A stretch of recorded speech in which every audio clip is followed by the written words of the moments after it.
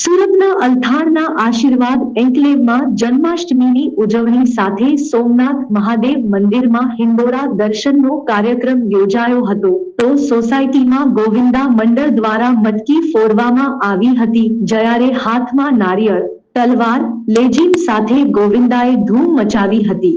સુરતમાં અનેક જગ્યાએ શ્રી કૃષ્ણ જન્માષ્ટમી મહોત્સવનું આયોજન કરવામાં આવ્યું હતું જ્યારે સુરતના અલથાણના આશીર્વાદ એન્કલેવમાં જન્માષ્ટમીની અનોખી ઉજવણી સાથે સોમનાથ મહાદેવ મંદિરમાં હિંડોળા દર્શનનો કાર્યક્રમ યોજાયો હતો જ્યારે સોસાયટીમાં ગોવિંદા મંડળ દ્વારા મટકી ફોડવામાં આવી હતી।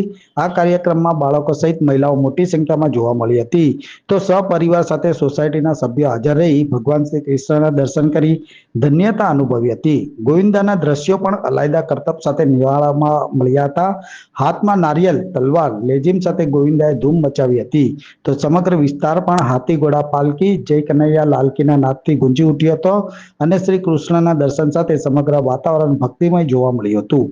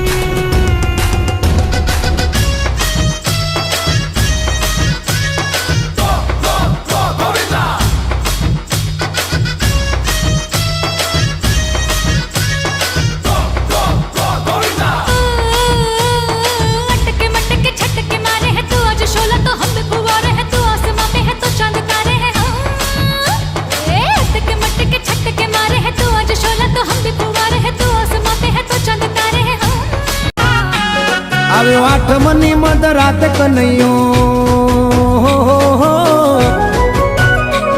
આવ્યો આઠમની મધરાત ગોકુળમાં નંદ ઘેર આનંદ ભયો, આજે મન મૂકીને રમજો રા